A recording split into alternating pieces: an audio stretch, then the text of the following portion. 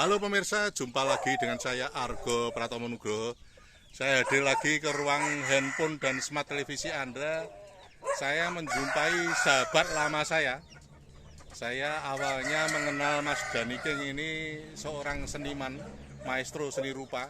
Beliau ini sudah bermain di tingkat internasional dan saya sudah lumayan puluhan tahun ini saya mengenal Mas Dhani King.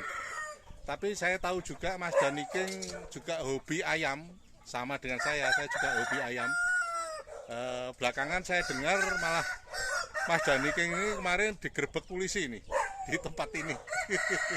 Saya ingin tahu ceritanya seperti apa. Selamat berjumpa Mas Dhani King. Selamat berjumpa Pak Argo dan pemirsa semuanya ya. Ya. Mas Salam Dhani seni dan budaya. Ya.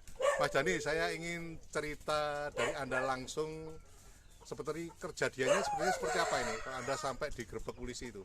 Oke, jadi menarik ya Pak Argo ya di sini ya. Ya. Kejadiannya tuh hari Sabtu sekitar jam 3, berarti tanggal 3 Januari ya. Dari 2 hari yang lalu ya. Ya, 3 Januari 2026. Ya. Seperti biasa saya dan teman-teman melakukan kegiatan yang sifatnya hiburan dan silaturahmi gitu ya. Kira-kira sekitar 6 orang dan itu kebetulan warga RT 06 semua Pringgading. Di Pringgading ya. Pringgading. Nah, setengah jam kira-kira kita punya kegiatan tersebut karena memang jumlah ayam yang tidak banyak dan itu hanya sekedar abar. Tiba-tiba saya dikunjungi, tiba-tiba saya disatroni dengan banyak orang. Yang pertama mungkin dia datang berpakaian preman, lalu dia menanyakan dengan sedikit tekanan gitu ya,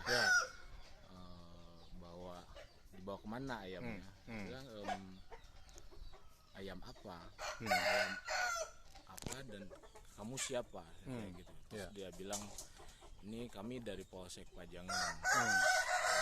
Saya cukup kaget, saya cukup shock karena setahu saya tidak melakukan pelanggaran hukum apapun gitu ya. Saya sebagai seorang penghobi ayam hanya melakukan bentuk kegiatan yang menurut saya dan menurut teman-teman tidak ada unsur pelanggaran hukumnya gitu ya. Nah kemudian mereka menanyakan lebih detail, menanyakan lebih intimidatif tentang kegiatan yang saya lakukan. Bahkan ada pertanyaan yang menurut saya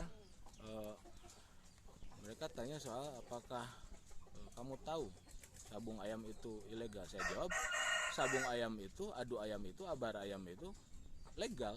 Yang ilegal itu pasal 303 tentang perjudiannya.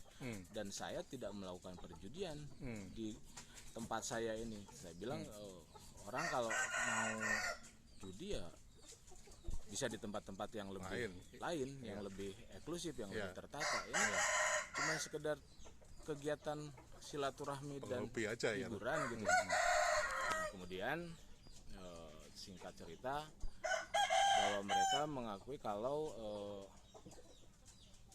ada laporan dari warga yang mereka menyatakan salah buat mereka kalau tidak merespon laporan tersebut. Nah, saya bilang di sini, saya temukan saya dengan si pelapor tersebut biar ada klarifikasi, biar si pelapor tahu bahwa di sini tidak ada kegiatan yang melanggar hukum.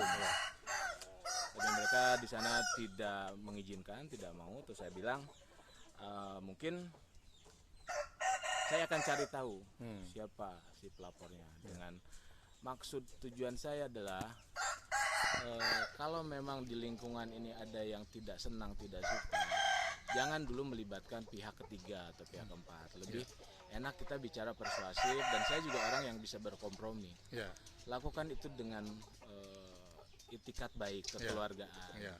Kalau misalkan di situ tidak ada titik ketemu, baru kita ambil pihak ketiga. Nah kalau kejadiannya udah seperti ini, saya juga punya punya nama yang tercemar, punya situasi yang tidak nyaman yang saya dapat. Saya bisa melakukan tuntutan balik. Tuntutan apa yang saya bisa pakai setelah saya pelajari?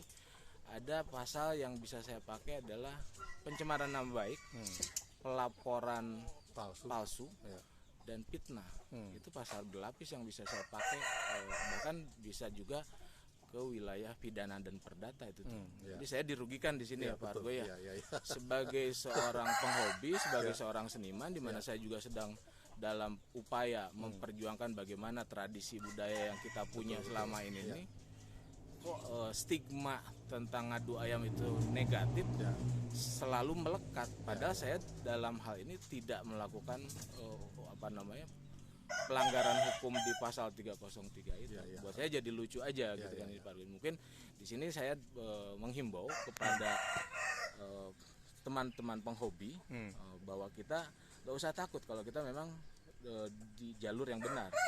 Kemudian buat para pelapor atau para spionase, kalau memang mereka ini bagian dari kepanjangan tangan hukum, sebaiknya mereka punya data kecerdasan, punya kecerdasan, punya data yang konkret, biar mereka tuh tidak memberikan laporan abal-abal.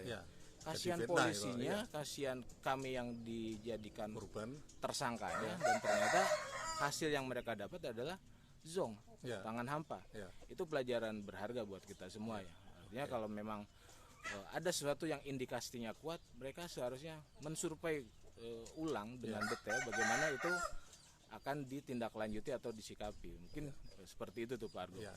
Oke, terima kasih Mas Dani. Nanti lain kali saya akan datang lagi tempat Anda, dan saya akan terus mengawal kegiatan Anda juga ini, karena saya kebetulan juga suka dengan ayam juga ini. Terima kasih Mas Dani. Sama-sama Pak Argo. Salam dan budaya buat semua pemirsa Pak Argo. Nah pemirsa, akhirnya saya Argo Pratomo Nugroho undur diri dari ruang handphone dan smart televisi Anda. Argo Pratomo Nugroho terus memberitakan, Anda yang membijaksanakan. Sampai jumpa.